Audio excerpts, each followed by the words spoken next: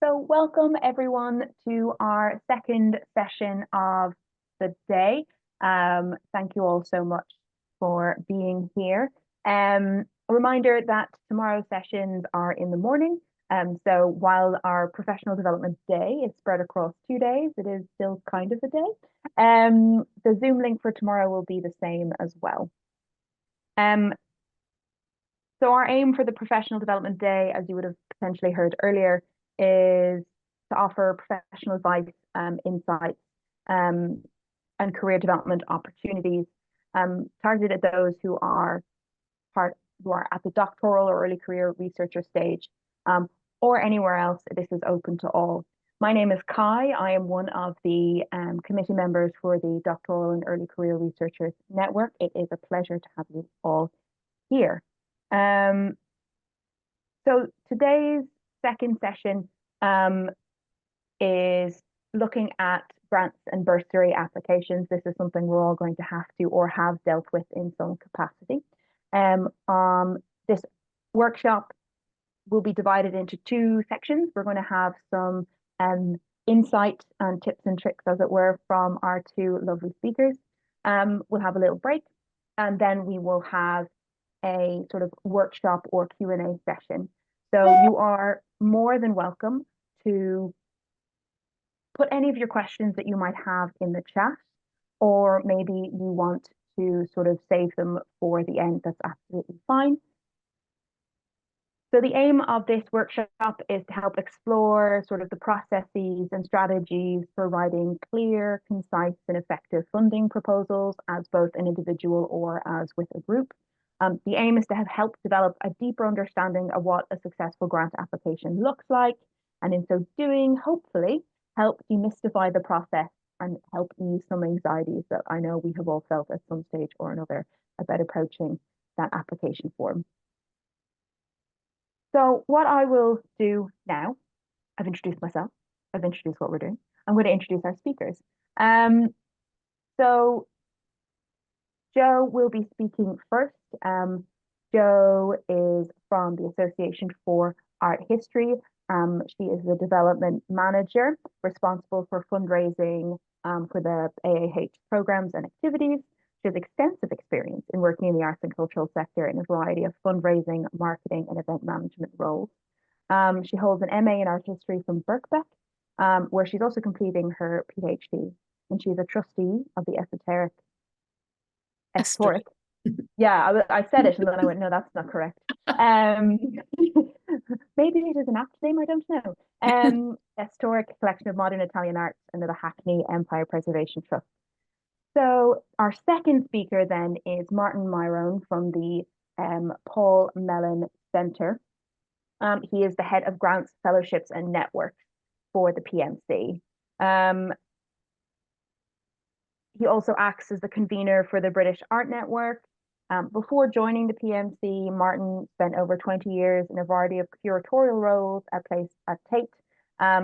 He was a long-serving member of the AHRC Peer Review College, has acted as an expert advisor to MLA, ACE, and BCMS, has taught art history, and has supervised a range of doctoral projects in British art history as well.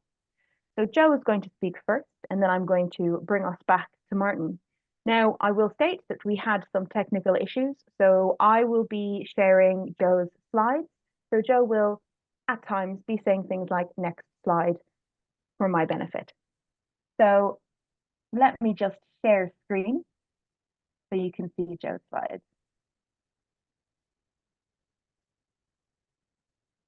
Okay. Thumbs up if you can see. And you might as well put it onto slide 2 while I do my brief introduction, Kai. Thank you so much. Okay, hi everyone. Very lovely to be here talking to you and discussing with you this probably quite daunting subject for all of us, really. It never gets any easier. So as Kai kindly said, I've been working in a number of capacities, mainly in fundraising over probably 30 years now, which makes me sound ancient.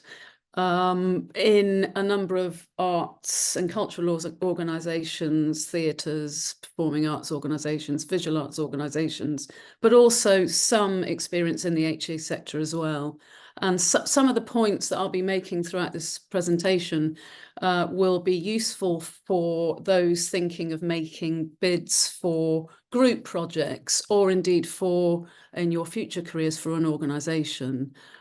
So I've sort of tailored it specifically to look at group work, but also as an individual as well. And I know Martin will have a lot, much more to say on this from the perspective of the PMC. So one of the biggest challenges really for any group or individual is writing funding bids. It's a complex process, and managing the relevant tasks required for attracting funding is one of the best ways to secure support for your research or your work or your project. And there is strong evidence actually for those who can who are able to write successful bids, do so partly because they are clear about what the project is for, how it's going to be managed and delivered, and what the outcomes will be for all concerned. So this means having a kind of strategy for what you're wanting to do, a really clear and costed plan, and that you can demonstrate that the funds that you're applying for will allow this project to be realised and implemented. And also you communicate whether there is a further life for your particular project. So what I'm going to do is talk through what I feel are the most important things to be aware of when you are thinking about applying for funding and actually writing a bid yourself. Kai, slide 3, please. Okay, so before you start the process, writing bids is a lengthy and involved process, and each funding body has its own set of requirements, processes, and time frame for meetings. So well in advance of making an approach, it's advisable to prepare the basics so you could easily tailor these to respond to your specific funders' criteria. So on the screen here, I've put some key points. Ensure that you're committed to your research field, but also be prepared to compromise. That's probably sort of sends shivers down your spine, but it might be easier sometimes to explore what areas of research or the various funding bodies are looking to undertake at a particular time, to see if your research can somehow align or fit with these criteria.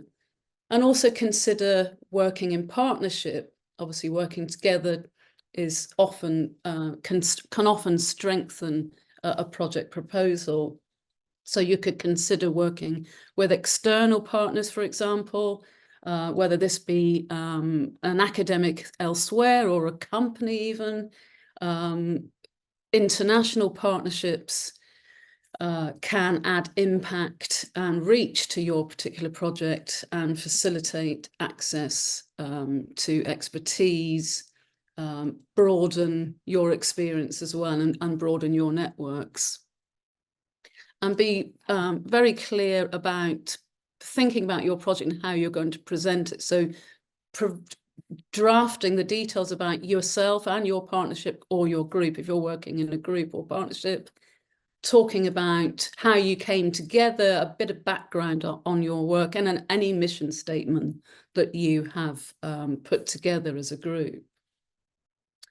Talk about why you're working together, why it makes a sense that you're working together, how your work is, your individual works are complementing each other, and almost create a kind of case study which talks about your work in action, details about your research and your methodologies, obviously very important to articulate. So before you're even starting to write your bid, thinking about all these different components of putting together a bid for funding.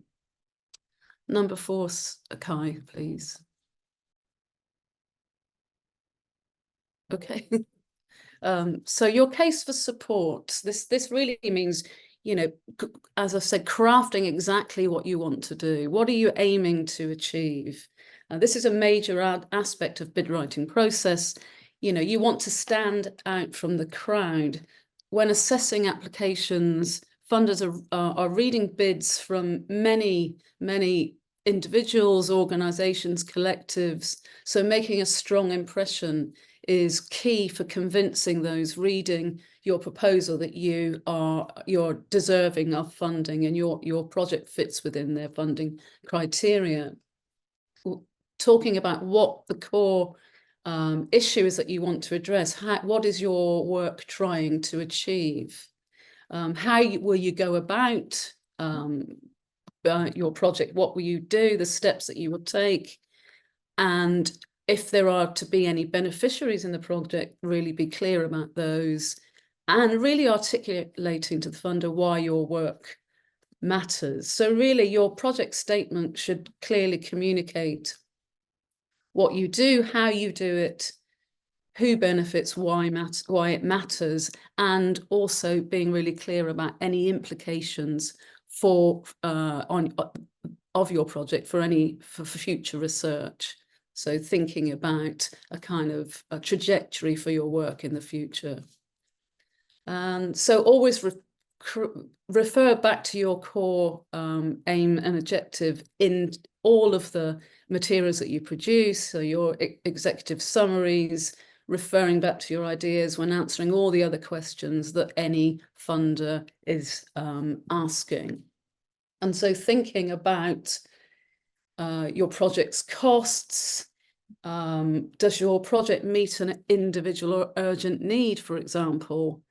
Does it complement or build on existing research? And are your objectives clear and obtainable? Is the project sustainable? Does it have a future life? How is your project the best way of achieving your aims? And are you working with the right partners? Really sort of question every aspect of your project and any partnership that you enter into. And in terms of costs, work out a breakdown of what the project is likely to cost and be realistic. Often some people think that if they ask for less for a project, they'll have a better chance of success in securing funding. But actually, it's better to be realistic about this. Equally, don't be tempted to artificially inflate your budget, because experienced assessors are very adept at spotting these issues. Next slide, please, Kai. Oh, I've just talked all the way through that. So yeah, so again, so do your research. Obviously, you're doing your research, but in terms of researching your potential funders for your project, many funders make huge efforts to communicate exactly what they're looking for before the process begins. So familiarize yourself with each prospective funder's aims and objectives and their application process. So some funders might host pre-bid meetings, for example, and these events or consultations will give you an opportunity to better understand their criteria. If you attend and you're then able to ask questions, don't be afraid to ask questions. Funders want to be able to communicate with you, to understand your work, to see if your work fits with their criteria. And you might even decide that a funder is not particularly a good particular fit for your project. So that will save valuable time too. So many funders, and I've seen that a lot of them now put it on all of their guidelines, you know, really be clear that you are applying to the right body for your funding for your work, because it saves your time and it saves the time of those assessing your application. So it's particularly really important at the moment when so many people are asking for funding for their projects. it's useful to understand that some funders like to fully fund projects, while others like to add value to the funds of others. So it's important to keep your prospecting research. So you're looking at your various funding targets, that your research on them is up to date, because often funders will change their criteria. So again, you don't want to be caught in a trap of applying to a funder who you think is a good fit for your work, but they've recently changed their elements of what they can fund, what projects they can fund, and their particular criteria. Okay, next slide, please, Kai. Look at a checklist, sort of create your checklist, and just really go back to the fundamentals. Is your project clear and transparent?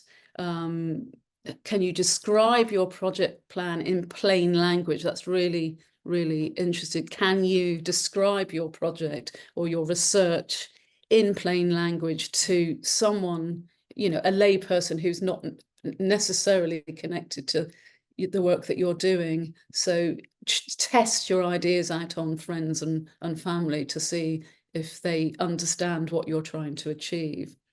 And also think about what the implications might be if you're not able to find the money for your particular research project. What does that mean for your research? And think about how you would articulate what would happen if you had to somehow shift the focus of your research in order to find the right partnership for it. Okay, next slide, please.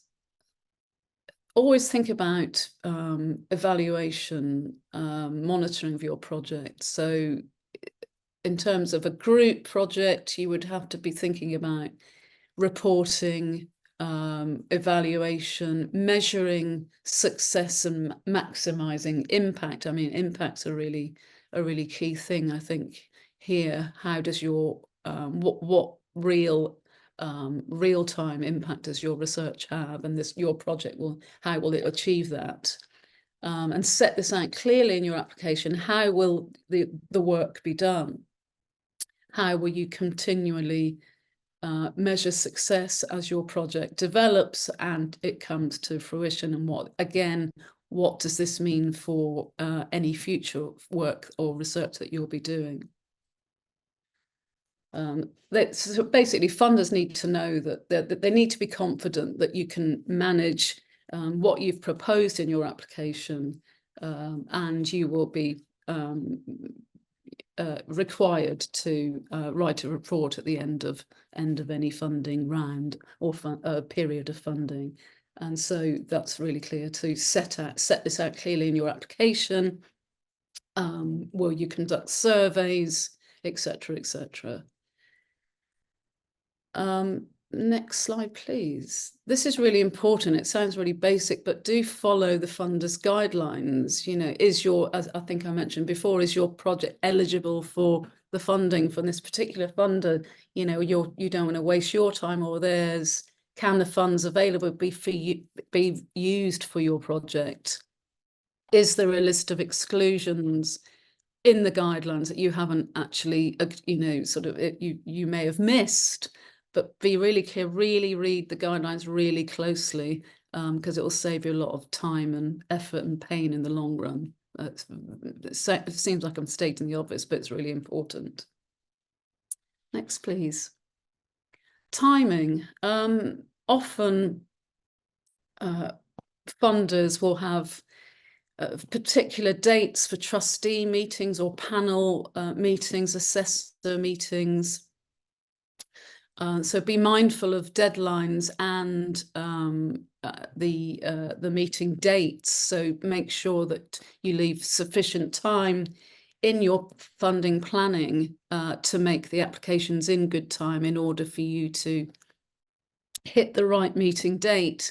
And so then there's sufficient time for, if you're successful, your project can take place. So often people will, because everyone's busy, will not leave enough time to make that approach. And whilst the fact that they will want to fund your work, it will be impossible because the timings will be too late to do so. So that's another really important thing to think about. Next slide, please. Excuse me. Okay, writing your bid, be crystal clear, avoid jargon, acronyms, or explain them. Tell funders how you will measure success and maximize impact, as I mentioned before. And often it's easier to, if a funder is providing you with an application form online, it's often good to download that and draft your responses to what they're asking for the offline, and then hone them before you make your final submission. It's often easier to do that. Again, another basic piece of advice: answer all the questions that are asked. Often people sort of don't, if questions don't feel relevant to them, but you just please, do answer all the questions, because that's another bugbear of some funders when they're assessing.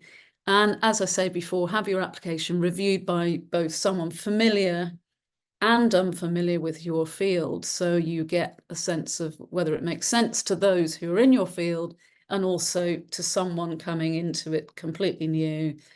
Can they understand what you're trying to achieve? Next slide, please.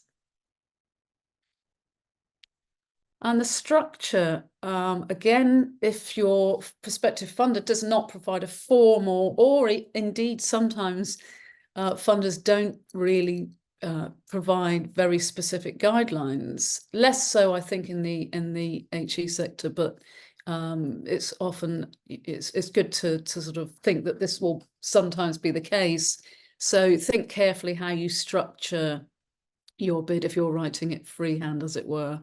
And again, stating the obvious, include the actual request, a concise statement of exactly what you want from them.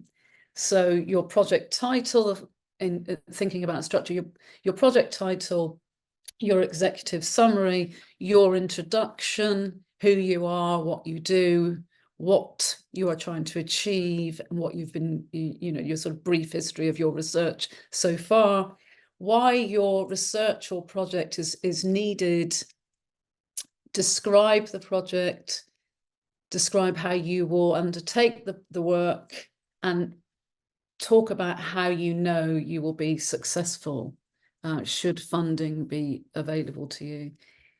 Think about the level of funds that you need to do the work. Again, as I said, don't overinflate, but also don't underestimate, or don't think that, you don't sell yourself short on that one.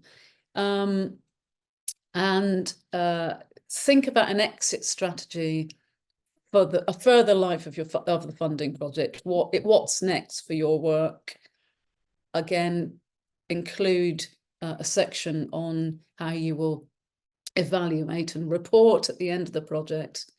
And also another thing, another stating the obvious thing to say is, do include your contact information when you make a bid. Often people don't do that. Sounds strange, but very true. Next slide, please. If you have supporting documentation, if they're requesting it, send everything that's requested. And again, another thing that's a bugbear, if the bid is to go by post, some still accept bids by post, or only accept bids by post. Make sure you've affixed the correct postage. Again, many funders do moan about this. It sounds basic, but it's something that's mentioned often. Final slide, Kai. So unsuccessful bids, obviously they can be hard to accept and very disappointing, especially if you've done after all the work you've done to put into them. It takes time to put together good funding bids. So if you're unsuccessful, which is a fact of life, I'm afraid, do contact the funder for feedback if none is provided, with a notification of rejection. This will set your mind at rest and help you hone your next application, or indeed help you persevere and try again with the existing application. Some reviewers will make suggestions. So adapting and resubmitting an application can sometimes be successful after the initial rejection. So it's very good to have that open dialogue with the funders if they are open to doing so. Okay, that's me for a moment. Thank you. Thank you so much, Joe. It's clear that you have a wealth of knowledge and experience. That was such a strong sort of overview, as it were. Lots of really, really fascinating information. And I have so many questions. We'll save them for later. Thank you. Martin, I Hey, hand the reins off to over you. to me. Now, I've got some slides to share, which I'm going to share from my screen if I can. So let's do that. Hopefully you can see that, and I'll start from the beginning. Right, there we are. Does that look okay?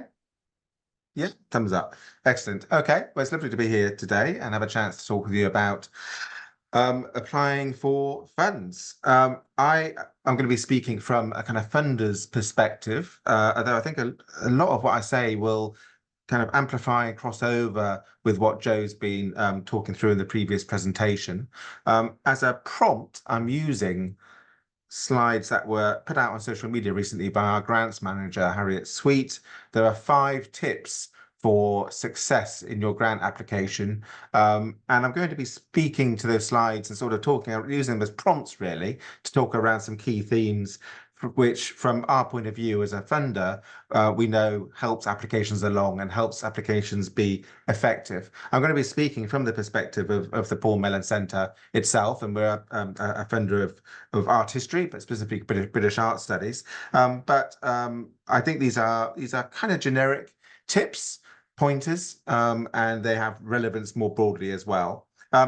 I've been introduced, but I'll just kind of emphasize that I've been at the Paul Mellon Centre since 2020 and looking after the Grants and Fellowships programme since 2022. But before then, I had a stint on the Advisory Council of the Paul Mellon Centre, which is the committee which assesses grants and fellowships applications. So I had a stint from 2014 to 2018 reading grant applications. Before joining the Paul Mellon Centre, I was, as was mentioned, at the Tate for a long time, but I served on the HRC peer review committee for a long period, whilst also being at Tate. Really, at the moment at which at the moment at which the HRC started to be more accommodating of curatorial funding and applications, and indeed Tate becoming an IRO, an independent research organisation, and being able to apply. During that time at the Tate, I did actually secure some funds. I got network funding and project grant funding from the HRC, and I got some Paul Mellon Centre funding as well. That was before I was on the committee. It wasn't entirely kind of nepotistic, as well as getting funding for collaborative doctoral awards as well. But I'll mention that because I've realised when I kind of look at my CV, I've spent much more time and been much more successful, say, in kind of assessing grant applications and actually making grant applications myself. So I'm definitely on the funding side. Paul Mellon Centre itself hands out about £1 million a year in 2 rounds to individuals and to organisations for research in British art. There's lots of detail online. I'm not going to go into the detail, but I would say we are, like a lot of funders, we are actively reviewing our language and our processes, and we're thinking about the scope of our funding. Because we fund British art studies and we were founded in 1970, what British art means, indeed what British means now, is very different from what it meant in 1970. And things have changed over time, but I think there's still further to go in rethinking the scope of our funding and the language we use. And that's very much something which the Paul Mellon Centre as a whole is concerned with, recognising a kind of globalised character of art history and different methodologies and ways of working, which are deserving of support. We are actively trying to be more accommodating in our language and our processes, and expanding what we mean by the discipline. So that's the language is changing, the processes are changing, and I would say I think in the next year or two you will see more changes. There are some things which have shifted already, and we might talk about that a little bit. But the way we're framing publication grants is going to change later this year, and we introduced for the first time studentships to support in quite a targeted way people who are kind of underrepresented in the field to pursue MA, PhD, or early career studies as well. So that's just a kind of a context, and as I say, we are kind of thinking about processes, and that might kind of crop up as a point as we go through the slides. Tips for being successful in your grant application. Tip number 1, be passionate. You love your subject. Convey this in your application and invite the assessment panel to share your passion. I think it's a good place to start. You, I would hope, believe in your project, believe in your research, and you need to communicate that in a way which feels authentic. I mean, I can mention numbers. It's been mentioned already about volume, that funders look at a lot of applications. And I would say that there are the most accomplished and slick applications will doubtless be considered, but it's the applications where you feel an authentic voice, where you feel you're actually being spoken to by the applicant, you're hearing their voice. Those are the ones which really can kind of have the edge often. Having said that, I'd qualify this point about being passionate in a couple of ways. One of which is obviously it needs to be a well-composed application, which, as you're hearing from Joe, read what the criteria are, read what you're being asked about, make sure you're ticking the boxes. Do be passionate, but also, a personal passion is not enough to win the day. And I would say that the tip beyond this is be passionate, but also I like to think that you need to kind of create a common ground between you and the funding body. So thinking about what the funding body wants to achieve. What do they say they want to achieve through making grants and grants, fellowships, through offering out funding? And how will your project, how will your work align with that, with their vision, with their aims?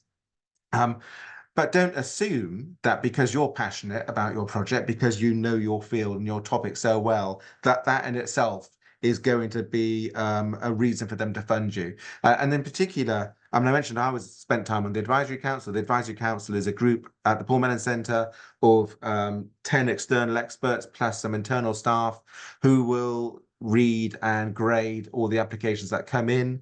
There's details about who they are online. I think most funders will let you know and aim to be transparent about their processes. And if they're not, then they should be. But we're trying to be more transparent ourselves. And if you look at who they are, there are people who are medievalists, people who are contemporary art specialists, people who are architecture specialists, people who have curatorial engagements. There's a whole array of people. And if your topic is your area of research is in a very specific niche area, you cannot assume that everybody's going to get that straight away. There are going to be people who don't know your field at all, and you need a bit of communicate your passion to them. Or they might know your field and say, yes, but Victorian studies is much more important, or this is much more important, and might be need to be persuaded, need to be sold your project. So selling your project, communicating its value, and in terms that your assessors are going to appreciate, engage with, understand. And then, that's you have to convince them that your project is worthwhile. Having said that, also, and I'll come back to this, but remember that funders like handing out money. That's what we're here for. We want to hand out money, but we do have to make difficult decisions. So don't give people excuses to not fund you. I'll come back to that. All right. Stay focused. Tip number 2, stay focused. Ensure your writing is clear and to the point. With a lot of applications to read, the assessment panel appreciate those which are focused. I mean, this translates into a very simple point that do think of your application as a piece of writing. And as a piece of writing, you need to make the case, you need to structure it in a way which is going to read well. Think even of almost like a stand first. If there's a kind of free text section where you're describing your project, you're probably going to need to win people over in the first 2 or 3 lines and allow them in almost like in a kind of journalistic way. Or if any of you have experience of writing for galleries or museum interpretation, you can't assume that people are going to get very much past the first paragraph or even the first few lines. So taking the opportunity when it arises to really communicate what your project is about, the core of what you're doing, make it into a piece of persuasive writing. And yes, it is the case that the assessment panel, the assessors, the committee, whoever's looking at your application, will be reading a lot of material. So at the Paul Mellon Centre, we have 500 applications a year. They're divided pretty equally between the 2 rounds in the spring and autumn round. So the panel will be reading 250 applications in that round. We are, compared to other funders, pretty light touch in what we demand of the applicant and indeed what we demand in terms of reporting. And I know other applications, AHRC or UKRI in particular, ask you to answer the same question 4 times in different ways, and there's all sorts of things to fill out. We're not like that, but nonetheless, you add the thousands of words. If your application is, count it up and you've done it, it's probably a couple of thousand words. Multiply that by 250. That's a lot of material to get through.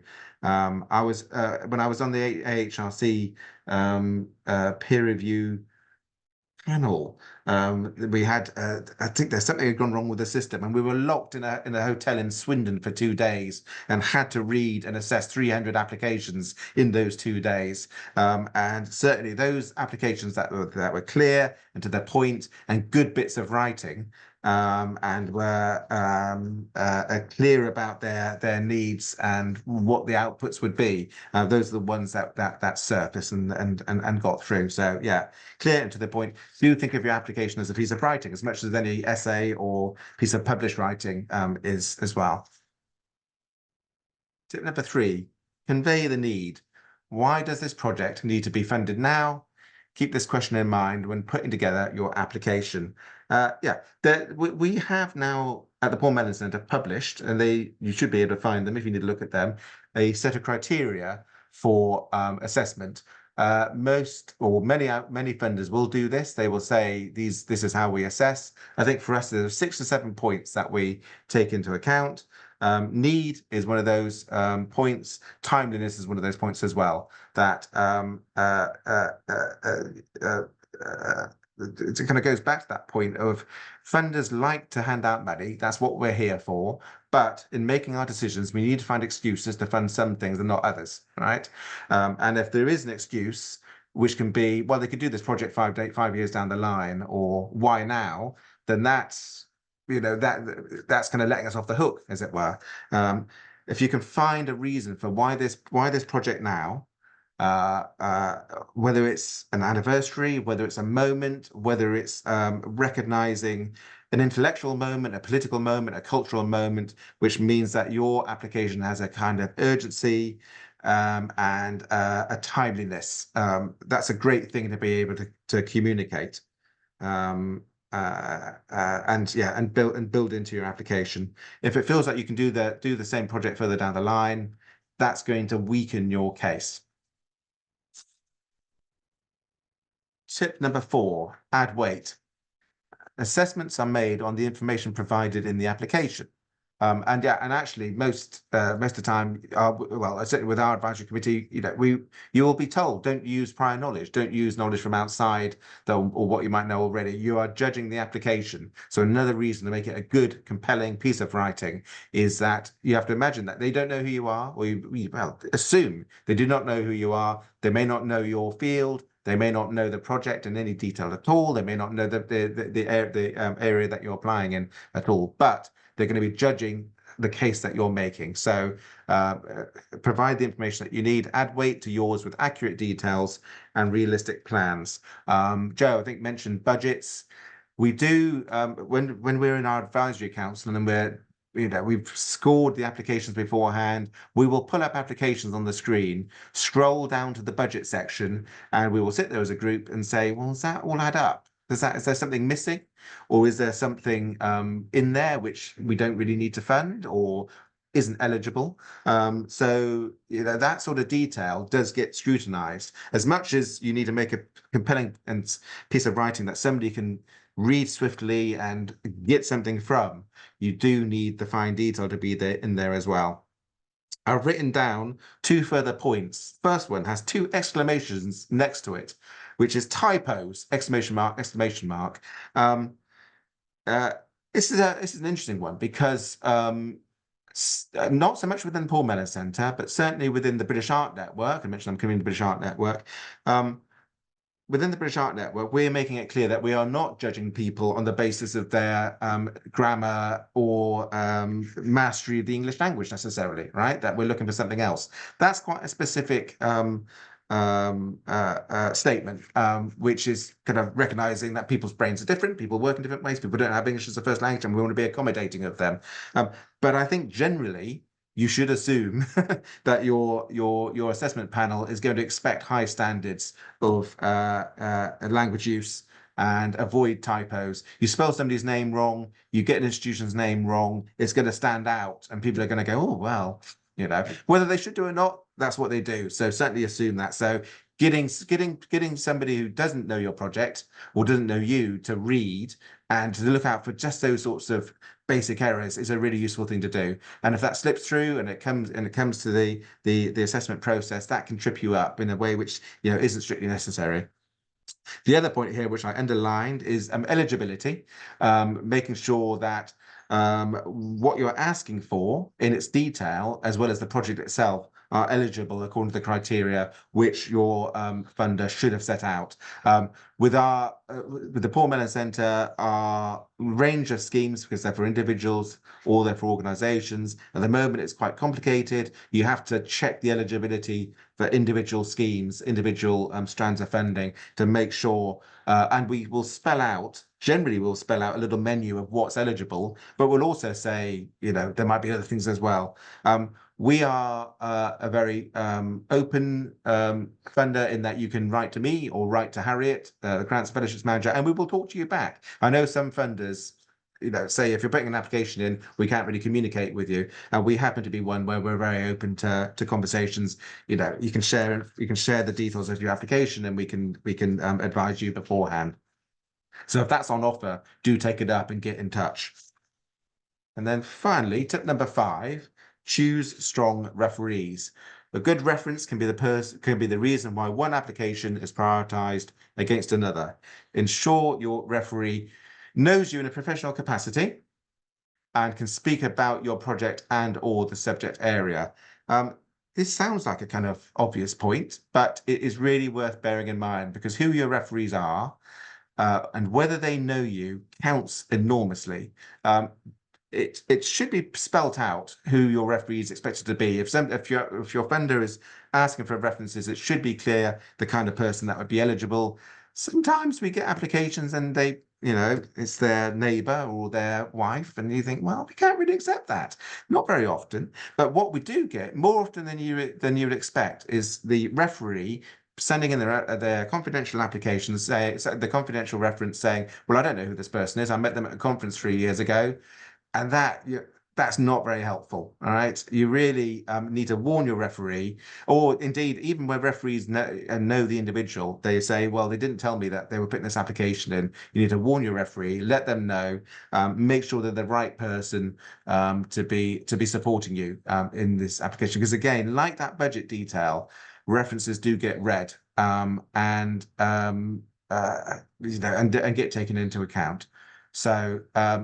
I think that's taken me through my 5 slides and the tips from a Paul Mellon Centre perspective, although hopefully, and I think, hearing Joe's presentation as well, I mean, crossing over in terms of some core things to think about, that an application is an act of communication. It is a piece of writing, making sure it does the job that the funder expects, making sure that you understand what the funder is looking for, what the funder is aiming for, and remind yourself, like I've kept saying, funders want to hand out money. They want to make awards. They want to support your research, but they have a framework, which is the vision of the organization, the vision of the funder, the sorts of things that they're looking for. Make sure you're speaking to those asks, those needs. And make sure too that you're communicating not only your passion and your commitment and your sense of belief in your project, but communicating in a way which is convincing in its detail and which is going to be legible and understood by somebody who is in a way being charged with the responsibility of being a skeptic about your project, is, you know, wanting to fund you, but also, you know, needing to make decisions where some things are going to be prioritized and some things are going to have to be left to one side. So, you know, making sure that you're the one which is prioritized is a task of writing, a task of communication. So I think that's my slides. I'm going to stop sharing and hand back. Thank you so much. I think what I really enjoyed about that was the funder's perspective. I've got highlighted in bold, don't give people excuses to not fund you.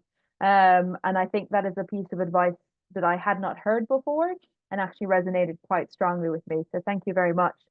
It was a nice compliment, but also contrast to Joe's presentation as well. And I hope everyone who is here with us enjoyed those two presentations. What I'm going to do now is, oh, we're bang on time. How lovely. I'm going to give about 5 minutes just for a comfort break. And if you have questions, now is the time to sort of formulate them, drop them in the chat. Martin, have you raised your hand on purpose? No, that was me. Sorry, that was a mistake. I don't know how that happened. I would also, so yeah, we'll take a little break.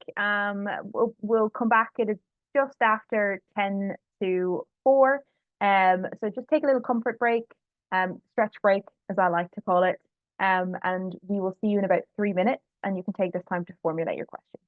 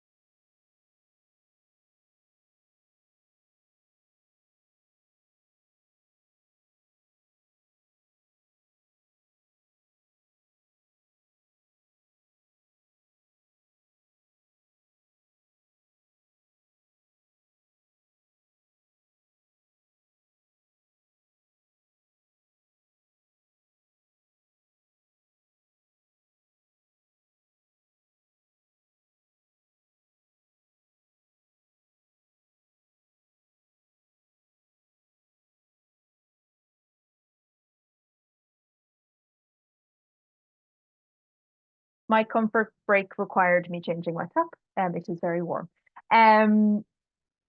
So what I would love now is people are welcome to, you know, come off mute and show their faces if they wish, or use the chat. But I am going to start with some questions that we received ahead of time. And one in particular, which I would be intrigued to kind of get your perspective on, which was the question was, what is an application looking for if they ask about how the grant supports professional development?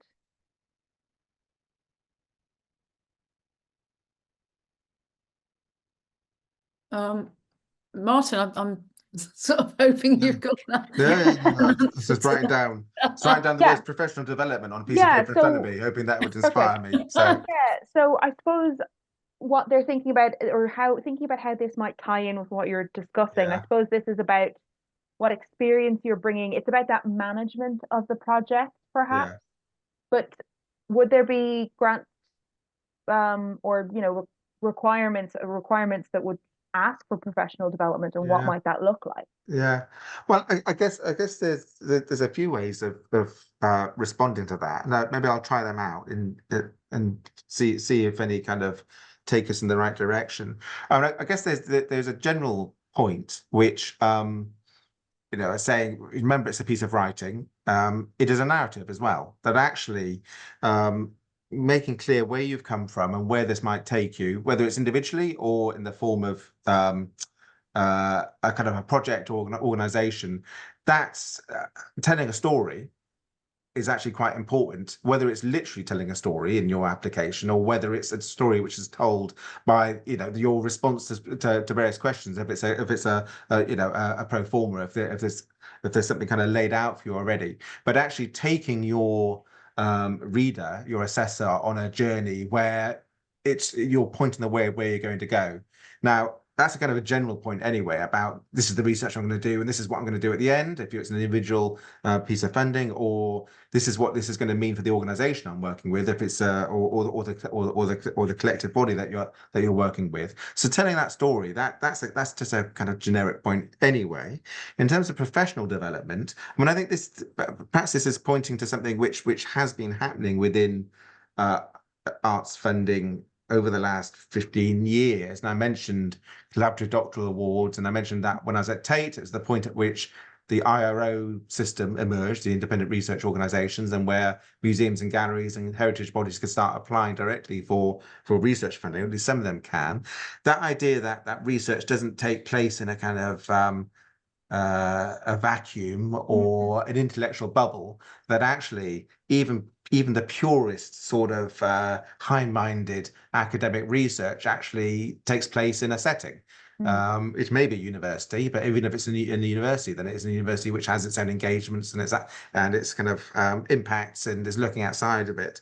For individuals undertaking that research, I think it is that question of not only what will you get in terms of your intellectual development, what does this mean in relation to your trajectory, your story, your professional story. So thinking about how research funding or project funding can contribute to your development, and that without saying, well, if I do this project, I'm going to become the director of Tate. Well, I mean, you might want to say that if that's appropriate to you. You never know, but some sense of how the project can be part of a story which goes beyond the end of the project itself, that there is a next stage that you're thinking about. And that's I keep saying, well, funders want to give you money, but also they want to know that it's not just the individual who's benefiting, their organization or their university or their colleagues are going to benefit as well. So it's thinking about the interaction of your research and your project with its environment. And I think that ties in with, I suppose, where we're coming now is that ties what you were saying, Joe, about having, I suppose, that exit strategy, thinking about what are the output, the afterlife of this project. Yeah, and also thinking about what Martin was just saying in terms of, if you're going to go into collaboration with an either an academic organization or another academic individual, or indeed a company, for example, in order to work together on a project, the professional development for yourself as an individual is going to be greatly enhanced if you're working outside your own kind of academic comfort zone, working with others from different perspectives, you know, interdisciplinary perspectives as well. So just thinking about, again, your trajectory, but how your work connects with the work of others, and what are the benefits of that, and who are the beneficiaries of that. And Yeah. that, again, that sort of links in a little bit with the previous session, kind of how we were, discussing the importance of research skills, and that now a lot of doctoral programs incorporate professional development. So I suppose it's about, if that's a question for someone thinking, what do they mean? Thinking about, well, what does it mean in my doctoral program, and sort of applying that lens. Yeah. So those are some really interesting connections Yeah. that are coming through. I think that is that next step thing is worth Yeah. bearing in mind, even if it's the most sort of arcane bit of research that you want support for. I think funders want to know that there is a life beyond as well, right? It's not just a hobby. It's not just some, self-sustaining little bit of research. That actually there's that other people will benefit, and that you individually will going to benefit as well. And that can be, in terms of professional skills, or how that will set you up for your next steps. Yeah, no, this has been really interesting, and thank you to the person who sent that in ahead of time. I have received a question. By the way, folks, you can just send them directly to me, and I will ask for you. That is fine. I am Kai. That's fine. If you want to remain anonymous. So I've had a question about so do either of you have any specific tips or approaches for activity specific grants?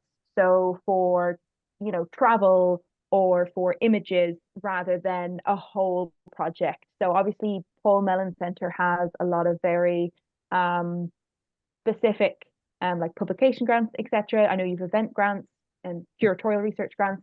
So you might be able to give some insight there, and Joe as well. I mean, I can probably jump on that one quite straightforwardly. That from a Paul Mellon Centre point of view, we do if it's travel and images specifically, but I mean, well, generally there's research support grants, which are relatively modest grants, but they support research activity, which will generally mean travel or accommodation, or going to a library, going to an archive, going to a collection and seeing stuff. So those are research support grants. In terms of image support, the specific schemes that we have are publication grants. I think I mentioned already that we're actually revising the terms of that we used to offer them to publishers, or have a slightly complicated arrangement. It could be a publisher or an author applying, or they could apply together. By the autumn, and the round opens in August, they are only going to be author grants. So we're prioritizing the authors over the publishers, which, make of that what you will. But we do spell out that that's most likely to mean support for images, because I know in our field is a big challenge getting that. So under Paul Mellon Centre, those are straightforward. It's worth looking around as well, because there are other funders who have small pots, £300, £500 for all sorts of research needs. So it's worth scouring a bit more widely. And even in the vicinity, adjacent to Paul Mellon Centre, the British Art Network has offered research grants. And I think next year in 2025, there's going to be a more flexible system for supporting individual members with small pots. So I think that's all great. But the question, I suppose, do you have any, I think it was more perhaps tips or approaches for writing for activity specific grants, although all that information is extremely well received and very informative. And also I think the fact that you've highlighted, always keep an eye on the fact that criteria changes from time to time, or regularly. So don't get stuck by applying to someone and they don't fund that anymore, for example. But I think going on to just answering that question, again, like Martin said, it's about telling a story. As long as you're clear and concise in what you're trying to achieve and what you need that money for, it's just being clear about why you need those images and how will it enhance the project that you're working on. And if it's for a project for a sort of public facing project, for example, are these images that you're wanting to use the most appropriate and the best ones to communicate your message to the audience that you're hoping to attract, you know, that kind of thing. So again, it just boils down, it's good, you know, it's a piece of writing, it's a crafting a piece of writing, crafting something that is clear and concise, and the people reading it who have piles of things to read, well, you'll stand out in a crowd, and you know, they're really they know what you're asking for, and they know why you're wanting to do it. Yeah. Well, I'm just going to reinforce again. Yeah, so the storytelling, as you're saying there, Joe, but also points that you made as well about checking the eligibility, because this, I think, with these sorts of specific bits of research funding, making sure that the eligibility is there and checking your details, because anything that looks like you're just going on holiday and you're making a rough estimate of what it costs to go to Reykjavik at this time of year. You know, I think attention to the details and making sure that the eligibility is in place is really kind of key with this as well. Yeah. And that there are 2 more questions in the chat, but that actually sort of does kind of tie into something that you were talking about, Joe, that I just want to pick up on, which was sometimes there might not be a formal structure or formal guidelines for an application, which my brain went, what? So I suppose that is going to help sort of thinking about that very strategic approach and how to write. So how would you structure something, an application for a grant or a bursary, if no formal structure is given? You talked about title, executive summary. I took down some things, but I do think that will help the participants in sort of thinking about their own structuring or how their own approaches more practically as that bit of writing. Yeah, it kind of ties in again with what Martin's saying. It's clearly and concisely at the outset, you know, in the first few lines, really grabbing your reader, and that, you know, this is what I'm trying to achieve, is fundamental, and then going on to, you know, step by step, again, like you would put together a piece of writing. You know, this is what we want. This is what I'm going to do. And this is how I'm going to do it, and this is what it's going to cost. You know, it's kind of just breaking it down to the key components. And often, I mean, when I say that some funders don't give guidelines at all, that is true. You know, some will. In some of the funding directories I've seen, you know, they will say, we give money to enhance life chances or something, or just one sentence, and that's where you're kind of less so in sort of the area that we're discussing, but you know, it will happen if you're looking to looking for support for a big project, for example, where you're having to, you know, as I said, some funders won't fund the whole thing. You may have to find other supplementary monies to do that. And so the smaller pots of money may well, you know, be less clear about what their criteria are, the funding criteria are. So just be mindful of that. Again, it just boils down to communication and clear messaging. Yeah. So then if there were no guidelines, which terrifies me, if there were no guidelines, how long should this be? Oh, good question. Some people make the mistake of, you know, writing, you know, sort of 10 pages or more. Again, concise, clear, 4 pages, I would say. I mean, seriously, you know, you really want to just be very clear about what you're trying to achieve. Don't be tempted to sort of go into great reams and reams of paper and sort of minute detail. And I'm thinking 4 pages, 12 fonts, double spaced, generous margins. So really only 2 pages. No, I would stick to, you know, I would stick no, to, yeah.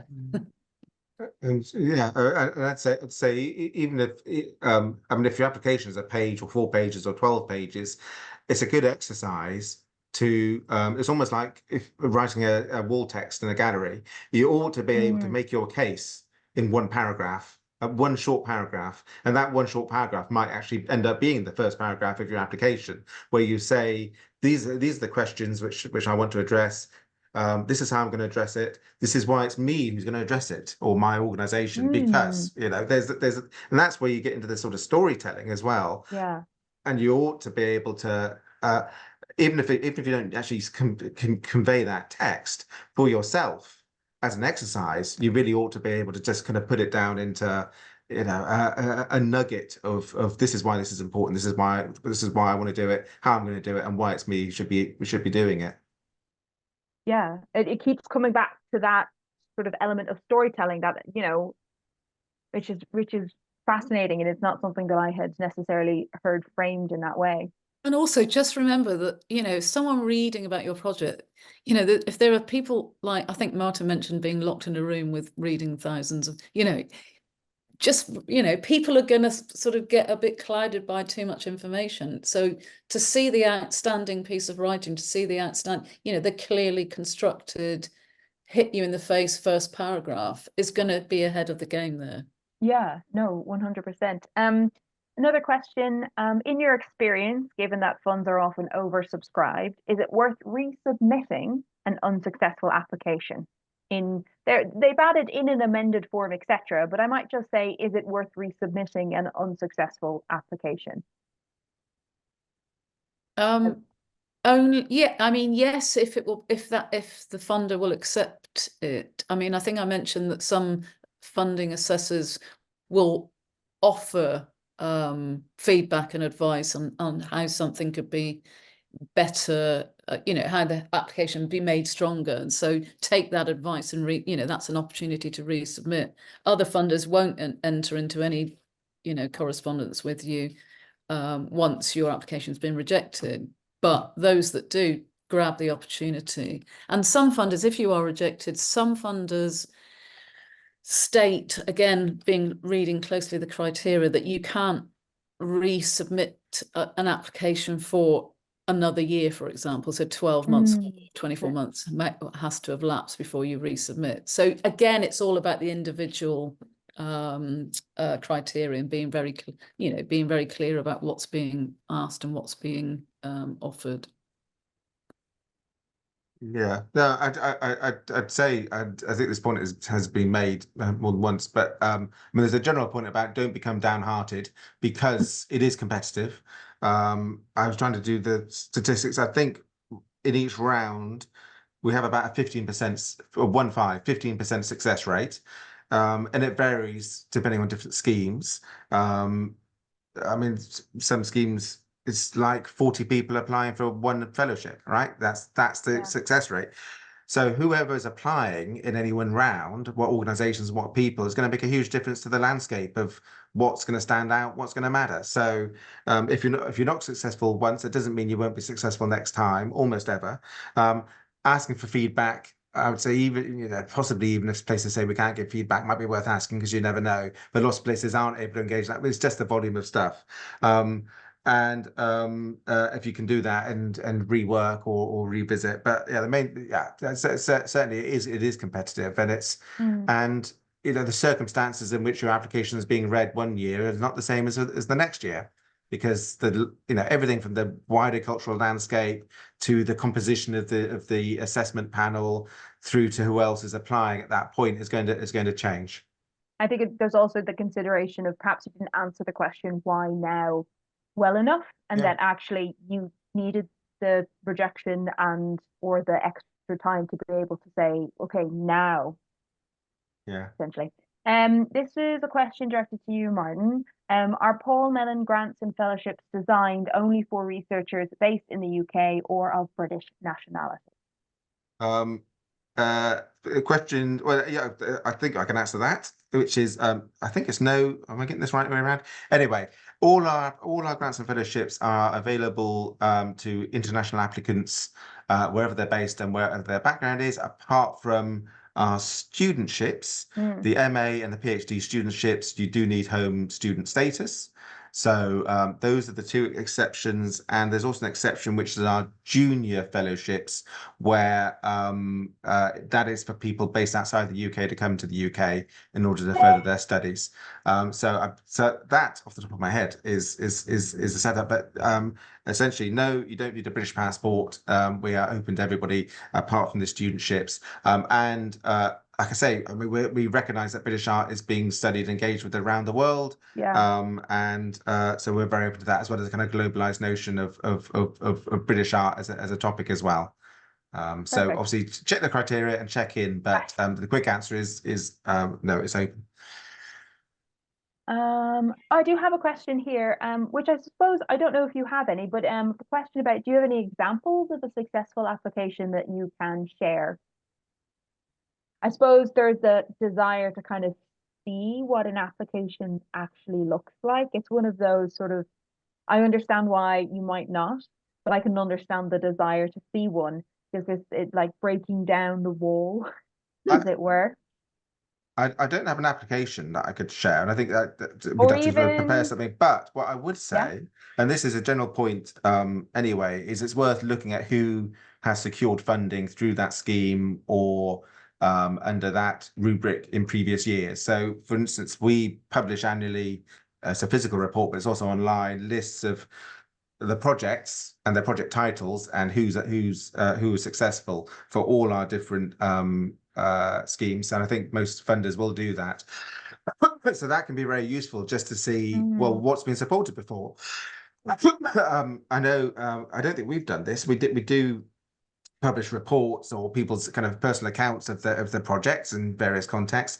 AHRC, I think, has published quite a lot of detail on individual projects that have been successful as well. So it's worth looking at that. There may well be examples from your funder published, but if nothing else, check who's actually been successful and think about what kind of projects those are, and you can do a bit of your own research as well in terms of finding out the shape of those projects.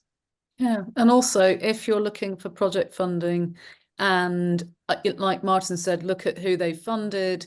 If you know any of them, pick up the phone to someone and say, I noticed you got funding for X, and that person may well be willing to talk about their experience of attracting funding from a particular mm, body and may even share their sort of application. yeah.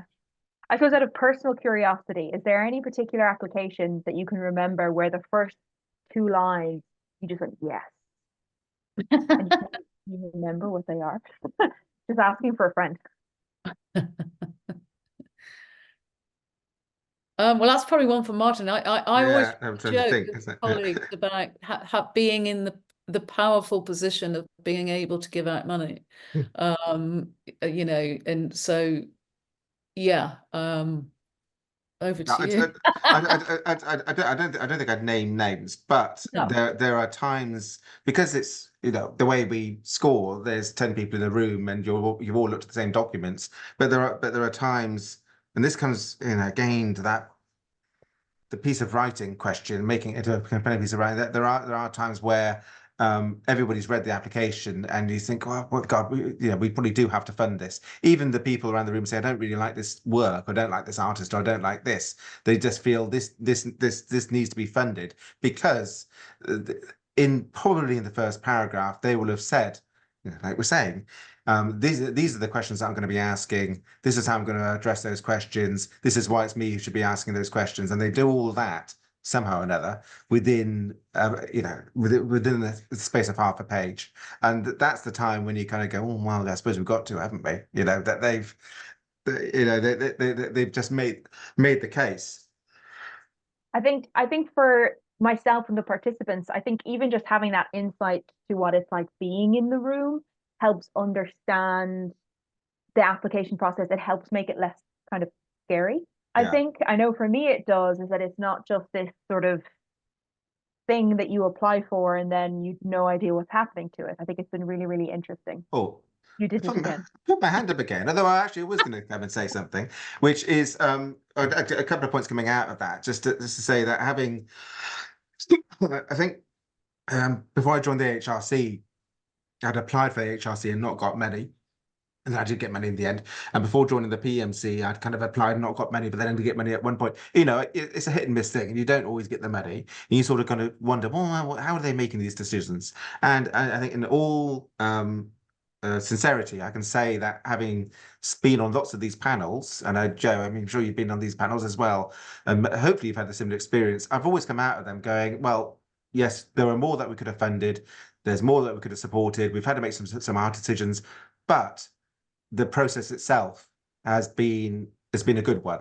That the conversation has been open, that people have been collegiate, that people have stated their positions, but it's not like anybody has manipulated the process or has banged on the table and somehow got their way. That actually the kind of aggregate of different viewpoints, apologies, the aggregation of different viewpoints does add up to a good process.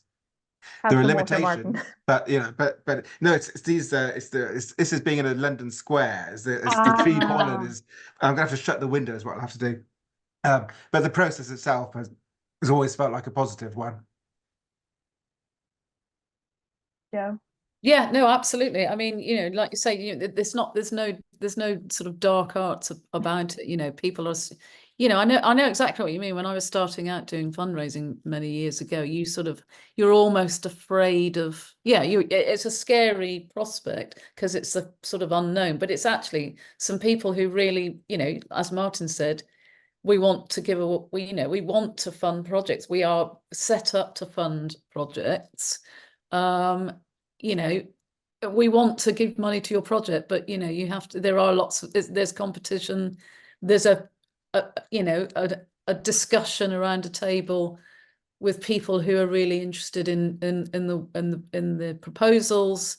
But choices need to be made. It's like it can be quite a heated discussion, but it's always very collegiate, like you said. Yeah. I think that little peek behind the curtain has been incredibly insightful. So thank you. It no longer feels like the dark arts, as you said, the dark underbelly. It's just a peek behind the curtain, which is, for me anyway, fantastic. I don't have any more questions from the attendees. Speak now or forever hold your peace. Do I have any extra questions? To be honest, I think any sort of questions I might have had really have been sort of answered in this conversation, in this dialogue. I'm happy to have been the mouthpiece for my peers in this instance.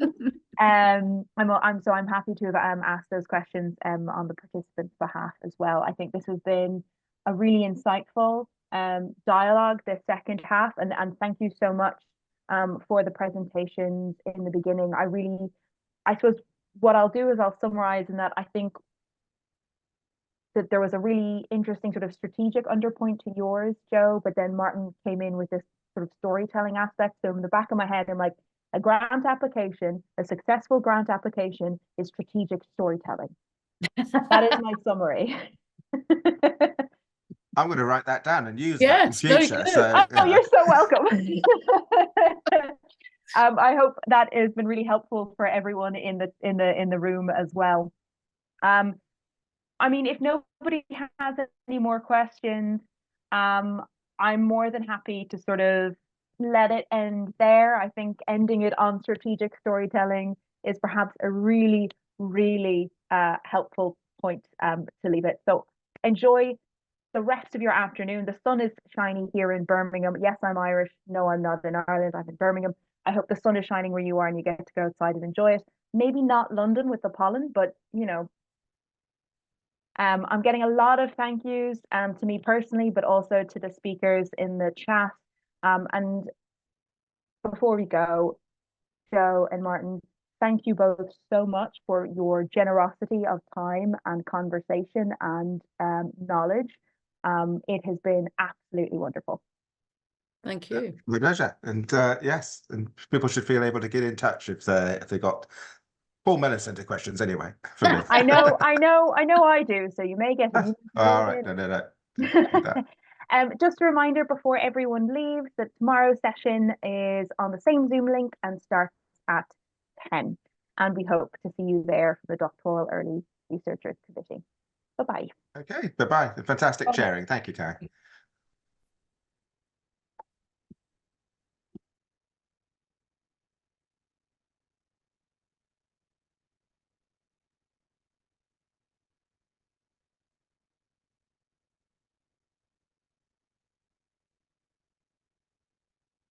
Well done. That was great. That was so fun. We still have some people in the chat. Wait till everyone leaves. Mhm.